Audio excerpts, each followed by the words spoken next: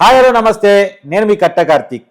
Just asking, Prakash రాజ్కి betting యాప్లు promote చేయాల్సిన అవసరం ఎందుకని వచ్చింది? ఒక 500-600 కోట్ల ఆస్తి ఉంటుంది అనేటువంటిది బయటకు వస్తున్న సమాచారం. తెలుగు, తమిళ, మలయాళం, కన్నడం, హిందీ, దేశవ్యాప్తంగా ఉన్నటువంటి అనేక భాషల్లో నటించాడు ప్రకాష్ రాజ్. అనేక సినిమాల్లో నటించాడు ప్రకాష్ రాజ్. నా వల్లే సినిమాకి అందం వచ్చిందని చెప్పుకున్నటువంటి వ్యక్తి ప్రకాష్ రాజ్. మరి అలాంటి ప్రకాష్ రాజ్కి ఈ బెట్టింగ్ యాప్లు ప్రమోట్ చేయాల్సిన అవసరం ఎందుకు వచ్చింది? ఇలా హైదరాబాద్ మియాపూర్లో కేసు నమోదైంది. అనేక మంది సెలబ్రిటీల మీద కేసు నమోదైంది. ప్రకాష్ రాజ్ మీద కూడా కేసు నమోదైంది. Why Prakash Raj only? నేను ప్రత్యేకించి అడుగుతున్నాను అంటే, జస్ట్ ఆస్కింగ్ పేరుతో సమాజంలో ఉన్న ప్రతి సమస్యని ఎత్తి చూపుతూ ఉంటాడు, అందరినీ ప్రశ్నిస్తూ ఉంటాడు. మరి అందరినీ ప్రశ్నించే ప్రకాష్ రాజ్ని కూడా ప్రశ్నిస్తారుగా, ప్రకాష్ రాజ్ కూడా సమాధానం చెప్పాలిగా.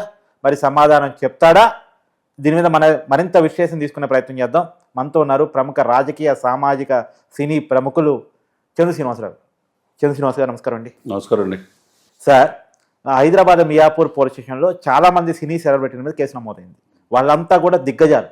ఒకరు దగ్గుపాటి రానా, 2 విజయ్ దేవరకొండ, 3 ప్రకాష్ రాజు, 4 యాంకర్ శ్రీముఖి, మంచు లక్ష్మి. వీళ్ళందరి మీద కూడా కేసు నమోదైంది. వీళ్ళు బెట్టింగ్ యాప్లు ప్రమోట్ చేశారని కారణం చేత కేసు నమోదైంది. మొన్నటిదాకా కేసు నమోదైన 11 మంది వాళ్ళ స్థాయి వేరు, వాళ్ళ డిఫరెంట్.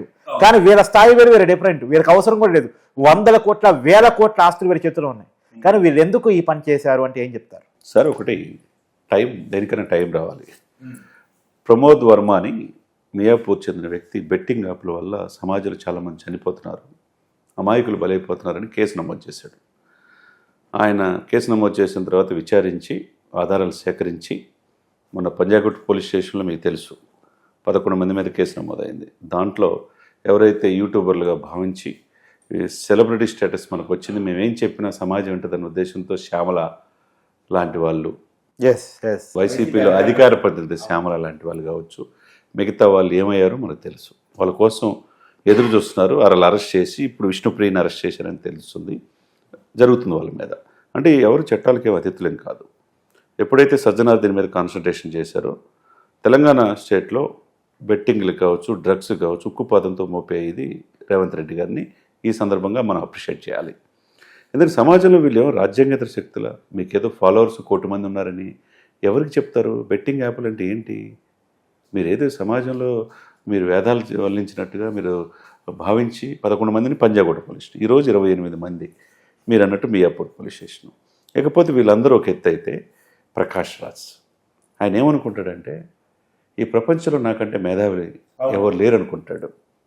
పవన్ కళ్యాణ్ గారు లాంటి వ్యక్తి ఇప్పుడు దేశ రాజకీయాలు మొత్తం పవన్ కళ్యాణ్ వైపు చూస్తూ ఉంటే, ఆ వ్యక్తిని జస్ట్ ఆస్కింగ్ అని క్వశ్చన్లు అడుగుతుంటాడు. Sir అడగనియండి, okay. అడిగేదానికి సహేతుకం ఉండాలి కదా. అయినా పోనీయండి సార్, అయినా సరే అడగనియండి, పర్లేదు, ఓకే, వదిలేయండి.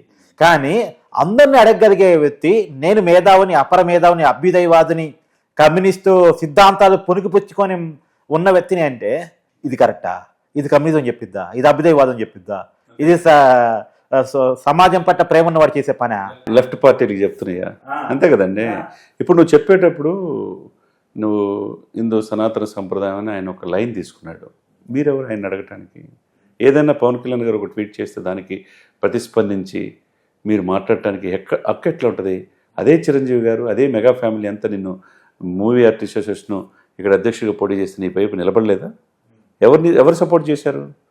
సరే, ఎందుకు నీకు తమిళ సినిమా ఇండస్ట్రీ కూడా మిమ్మల్ని బహిష్కరించింది ఒకనొక సమయానికి రావని చెప్పేసి? నువ్వు చెప్పేటప్పుడు, నువ్వు వేదాలు వల్లించేటప్పుడు, నువ్వు నీ భావజాలంతో ఉండేటప్పుడు నువ్వు ఎందుకు బెట్టింగ్ యాప్ని ప్రమోట్ చేస్తున్నావు? ఒక భాష కాదు, పలు భాషల్లో నీకు ఉంది, పేరుంది.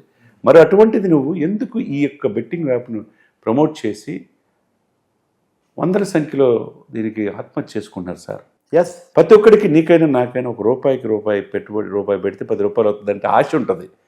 ఆ బెట్టింగ్ యాప్లు ఇటువంటి సెలబ్రిటీస్ అంటే దైవంగా భావిస్తుంటారు. మనం ఏంటంటే పిచ్చి ప్రేమికులు సార్. ఎవరు? ఈ అభిమానులు. ప్రకాష్ రాజ్ చెప్తే నిజమేగా డబ్బులు వస్తాయి, లేకపోతే విజయ్ దేవరకొండ చెప్తే డబ్బులు వస్తాయి, లేకపోతే శ్రీముఖి చెప్తే డబ్బులు వస్తాయి, లేకపోతే మంచు లక్ష్మి చెప్తుంది. ఇటువంటి సెలబ్రిటీ చెప్తే మనం ఎందుకు పెట్టకూడదని చెప్పి ఆస్తులు అమ్మేసి, స్థలాలు అమ్మేసి, ఇల్లు అమ్మేసేసి బెట్టింగ్ యాప్లో పెట్టుకొని మునిగిపోయి ఆత్మహత్యలు చేసుకుంటే ఇది పాపం కూడా కదా సార్? ఖచ్చితంగా సార్. ఇప్పుడు నిజానికి సార్, ఈ పాప కూడా తినాల్సిన అవసరం ఎందుకు వచ్చింది? ప్రకాష్ రాజ్కి ఎంత ఆస్తి ఉంటుంది సార్ ఒక అంచనాగా? మీరు అన్నట్టు 500-600 కోట్ల ఆస్తి అదాంశే ఉంటుంది. ఇప్పుడు షాద్నగర్ దగ్గర పొలాలు ఉన్నాయిగా, పొలాలు ఉన్నాయి, ఫామ్ హౌస్లు ఉన్నాయి, ఫామ్ హౌస్లు ఉన్నాయిగా, మరి అన్నీ ఉన్నాయి కదా. ఈ ఫామ్ హౌస్లు ఈ పొలాలు ఇప్పుడు జప్తు చేసి ఈ నష్టపోయిన కుటుంబాలకు ఇస్తారా? డెఫినెట్గా చేయాలి. ఇప్పుడు ప్రభుత్వం కఠినంగా శిక్ష చేస్తే దేశవ్యాప్తంగా ఇటువంటి ఇప్పుడు ఐపీఎల్ సీజన్ వస్తుంది, రెడీగా ఉన్నారు కాచుకొని. వీళ్ళు సమాజంలో మేమే అని చెప్పి ఉద్దేశంతో ఉండే హీరోయిన్లు కావచ్చు, క్యారెక్టర్ ఆర్టిస్టులు కావచ్చు, సీరియల్ నటులు కావచ్చు, వైసీపీ అధికార ప్రతినిధులు కావచ్చు, ఇవి భావ ప్రకటన స్వేచ్ఛ ఉంది కానీ ఇష్టం వచ్చినట్టు జస్ట్ ఆస్కింగ్ అని మాట్లాడే ప్రకాష్ రాజ్ కావచ్చు, మీరేం చెప్తారు సమాధానం? ఇప్పుడు ప్రజలు చీయని ఉమ్మొస్తున్నారు సార్. మీరు వైసీపీ అధికార ప్రతినిధి అన్నారు కాబట్టి ఇది ఏ కేసు ప్రపంచంలో అమెరికాలో నమోదైన అదానీ మీద కేసు అయినా సరే ఎక్కడ ఏ కేసు నమోదైనా దాంట్లో వైసీపీ కంటే ఒక మూలం ఉంటుందా సార్? అయ్యో కనపడుతూ ఉన్నాయి. ఇప్పుడు మనం చూస్తూ ఉంటే ఇప్పుడు బెట్టింగ్ యాప్లు, ఇప్పుడు క్రికెట్ ద్వారంపూడి మీద ఆరోపణలు ఉన్నాయి, తెలుసు కదా. అనిల్ కుమార్ యాదవ్ మీద ఈ శ్యామల ప్రమోట్ చేసిన యాప్ అనిల్ కుమార్ యాదవ్ తర్వాత అది జగన్మోహన్ రెడ్డి తెలిసిందే అని చెప్పేసి కూడా అంటారు. మరి శ్యామల గారు ఏం చెప్తారు? చిరంజీవి గారిని, పవన్ ని, కూటమిని విమర్శిస్తుంటారు. మరి ఏం చెప్తారు? Posani we stand for Posani అంటారు వీళ్ళు. ఇప్పుడు వీ స్టాండ్ ఫర్ శ్యామల అంటారా? ఇప్పుడు వీ స్టాండ్ ఫర్ శ్యామల అంటారు. అదే నేను అడుగుతున్నాను. అదే నిన్న కూడా ఒక ఛానల్లో అన్నా, వీ స్టాండ్ ఫర్ శ్యామల అంటారా? బెట్టింగ్ యాప్లు ప్రమోట్ చేసే వాళ్ళు ఎవరైనా కానీ చట్టం దృష్టిలో వీళ్ళు రిమాండ్ పంపాలి సార్. శిక్షలు కఠినంగా ఉండాలి వీళ్ళ మీద. ఇంకొకరు తప్పు చేయాలంటే, ఈ బెట్టింగ్ యాప్లు ప్రమోట్ చేయాలంటే భయం అనేది కలగాలి సార్. ఈ భయం అనేది లేకపోబట్టి వీళ్ళేదో రాజ్యాంగేతర శక్తులుగా ఇంకొక ఆయన ఎవరో ఆదర్శ రైతు అంట, రైతు విషయం తప్పితే అన్ని చేస్తుంటాడు ఆయన. ఏది బిగ్ బాస్ లో కూడా రైతు బిడ్డ అంట ఆయన. రైతులకు తప్పితే ఇంకా మత్స్యకార బిడ్డ, ఇంకోటేమో రైతు బిడ్డ అని అందరూ ఎమోషన్ ఆడుకుంటారు సార్, వాడుకుంటారు. ప్రజల యొక్క ఇదిని చేసుకుంటారు, ఎమోషన్ క్యాచ్ చేసుకుంటారు సార్. వెనక ఆయనకి ఇప్పుడు మీరు రైతు బిడ్డ ఆ రైతు బిడ్డకి 6 బౌన్సర్స్ సార్. సరే ఎస్ పోనీయండి 6 బౌన్సర్ కాదు 10 మంది పెట్టుకోమనండి. కానీ రైతు బిడ్డ ఒక సామాన్యుడు యూట్యూబ్ చాలా చుట్టూ తిరిగి రైతు బిడ్డను మీరు ప్రమోట్ చేయనని అడిగితే అన్ని ఛానల్ ప్రమోట్ చేసినాయి. బిగ్ బాస్కి వెళ్ళాడు, విన్నర్ అయ్యాడు, ఎమోషన్ బాగా వాడుకొని విన్నర్ అయ్యాడు. డబ్బులు వచ్చాయిగా 5 రైతులకు పంచుతా అన్నాడు, పంచలేదుగా.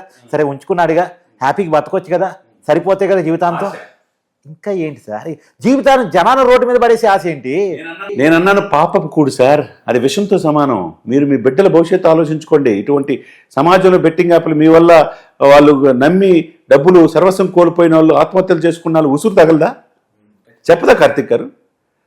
వీళ్ళు సమాజంలో సినిమాల్లో చూసి నాకు మించిన క్యారెక్టర్ ఆర్టిస్ట్ లేడు, నాకు బహుభాష కోవిదుణ్ణి అని చెప్పి అభ్యుదయ భావాలు చెప్పి మోదీ గారిని విమర్శించే ఈ స్థాయి ప్రకాష్ రాజులు అంటే వాళ్ళు డెఫినెట్గా జైలుకి వెళ్లాల్సిందే. శిక్షలు కఠినంగా ఉండాలి, ఇంకో తప్పు చేయాలంటే భయం అనేది ఉండాలి. సెలబ్రిటీస్ అయితే వాళ్ళు ఏమో ఎక్కువ సార్. అభ్యుదయవాదులు కూడా బ్యాడ్ నేమ్ వస్తుంది. వాళ్ళ లైఫ్ స్టైల్ ఏంటి, వాళ్ళ గౌరవం ఏంటి, వాళ్ళని పట్టుకున్న నినాదం ఏంటి, వాళ్ళు చాలా గౌరవంగా బతుకుతూ ఉంటారు సార్. కార్తిక్ గారు వీళ్ళు ఏమైనా దైవాన సంబూతులు, వీళ్ళు మనలాంటి పౌరులు. కాలం కలిసి వచ్చింది, కొద్ది నటనలో శిక్షణ తీసుకున్నారు, నటులయ్యారు, ప్రజలు ఆదరించారు. ఈ ప్రజలే లేకపోతే మీరు ఎక్కడున్నారు? అంతేగా ప్రజల సెంటిమెంట్ని ఆశ్రయంగా తీసుకొని వాళ్ళని ప్రజలను మభ్యపెట్టి వాళ్ళ నోటికాడ కూడు తీసేసి వాళ్ళ చావు కారణం అవుతున్న మీరు మనుషులు ఎలా అవుతారు సార్? 100% సార్. అంతే కదా సార్. మీకు ఆత్మాభిమానం ఉంటే, సీము నెత్తురుంటే మీ డబ్బుల్ని మీరు సంపాదించిన ప్రజల టిక్కెట్లు తెగితే కదా వీళ్ళు డబ్బులు అయ్యేది. వాళ్ళు డెఫినెట్గా వీళ్ళ ఆస్తుల్ని తీసి ప్రజలకు చెల్లించాలి. ఎవరైతే చనిపోయారో, ఆత్మహత్యలకు గురయ్యారో వాళ్ళ ఫ్యామిలీస్కి వీళ్ళకి ఇవ్వాలన్నమాట. ప్రకాష్ రాజు గారు, చంద్ర శ్రీనివాస్ గారు, నేను జస్ట్ ఆస్కింగ్, మీ ఆస్తులు, మీ షాద్నగర్ ఫామ్ హౌజులు, మీ కొన్న భూములు, మీకున్నటువంటి ఆస్తులు మొత్తాన్ని కూడా అమ్మేసి ఈ బెట్టింగ్ యాప్లో నష్టపోయిన కుటుంబాలు చెల్లిస్తారా? ఎందుకంటే వాటిని ప్రమోట్ చేశారు, నమ్మించారు, మీ వల్ల జనాలు ప్రభావితం అవుతారని మీరే చెప్తా ఉంటారు. నేను చాలా పెద్ద ఆర్టిస్ట్ని, తెలుగు భాషకే వనదెచ్చినటువంటి ఆర్టిస్ట్ని అంటారు కదా, తెలుగులో మీకు చాలామంది అభిమానులు ఉన్నారని మీ భావన కదా. మరి అంత అభిమానులు నమ్మించి ఈ దేశం యొక్క డబ్బుని పరాయి దేశాలు పోవడానికి ఉపయోగపడ్డారు కాబట్టి మీరు మీ డబ్బుని, మీ ఆస్తులు మొత్తం ఈ ప్రజలకి ఎవరైతే ఆర్థికంగా నష్టపోయారో, రోడ్డు పారేయాలో ఆ కుటుంబాలకు పంచుతారా? చెప్పండి sir please. We just asking. Thank you sir.